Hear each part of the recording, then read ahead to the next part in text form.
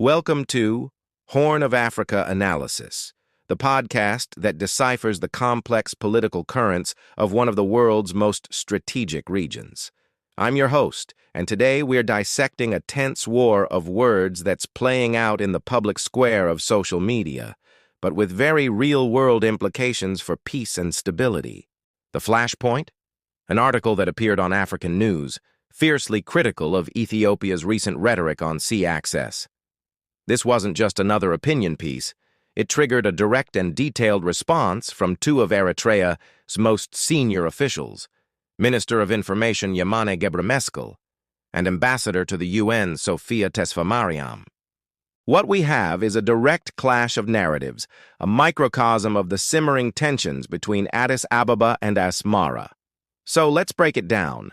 First, let's look at the article that lit the fuse, titled Dangerous Adventurism Endangers Stability and International Law. The piece is a scathing critique of Ethiopia's ruling Prosperity Party, or PP.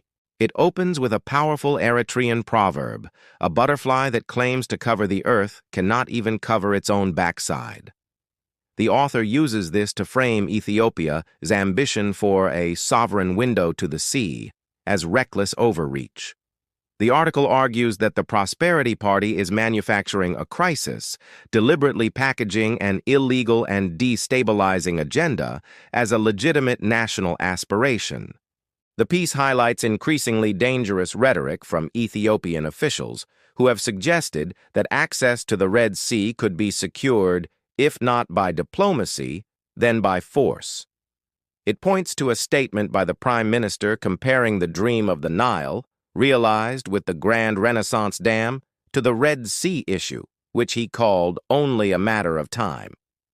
The author contends this is a classic diversion tactic.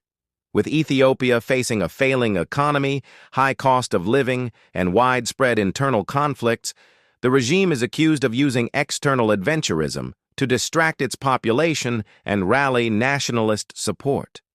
The article firmly states that this posturing directly threatens Eritrea's sovereignty and violates the core principles of the UN Charter and the African Union Constitutive Act.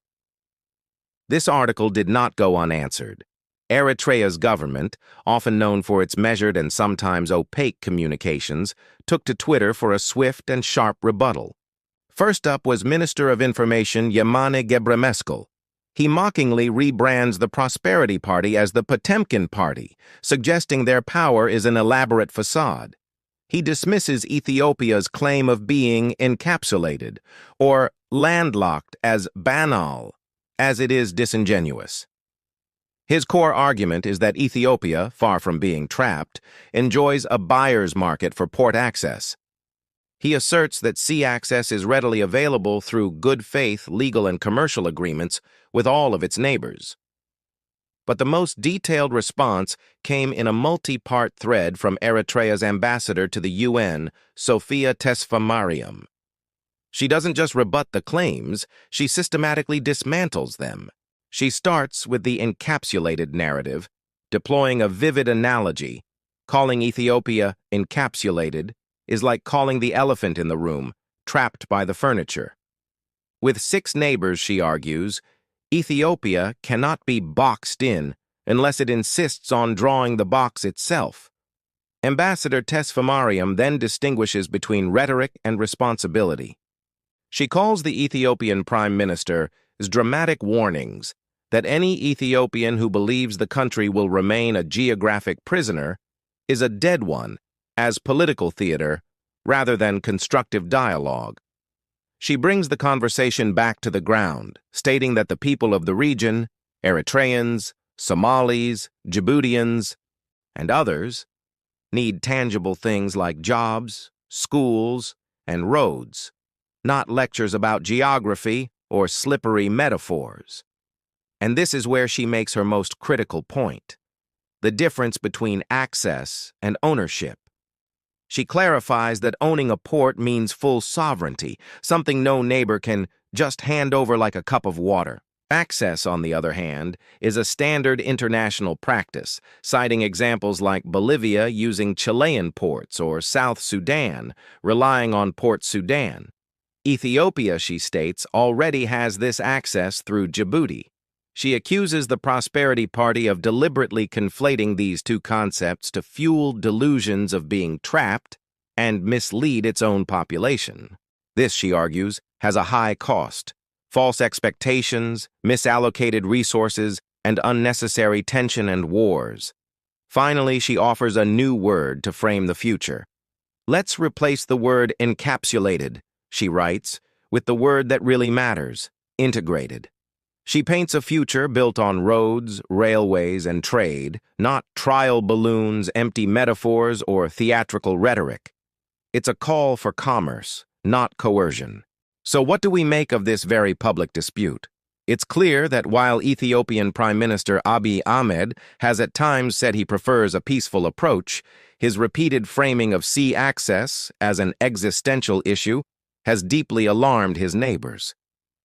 Eritrea's response is a firm drawing of a red line. Asmara is signaling that its sovereignty and territorial integrity, established by a UN-supervised referendum in 1993, are non-negotiable. The statements from Minister Gebremeskel and Ambassador Tesfamariam are a coordinated diplomatic push to reframe the debate on their terms. They argue the issue isn't about Ethiopia's needs, but about its respect for international law. This isn't happening in a vacuum. The Horn of Africa is a region still healing from recent conflicts and facing immense challenges. This escalating war of words introduces a dangerous new layer of volatility. The core of the issue remains. Is Ethiopia's push for a sovereign port a genuine and urgent national security need as its leaders claim? Or is it, as the article and Eritrean officials argue, a dangerous political gambit by a government facing immense pressure at home? The answer will shape the future of peace and cooperation in the Horn of Africa. For now, the world watches as this debate unfolds, hoping that the path of integration, not encapsulation, prevails. That's all the time we have for today on Horn of Africa Analysis. Join us next time as we continue to track the vital stories shaping the region.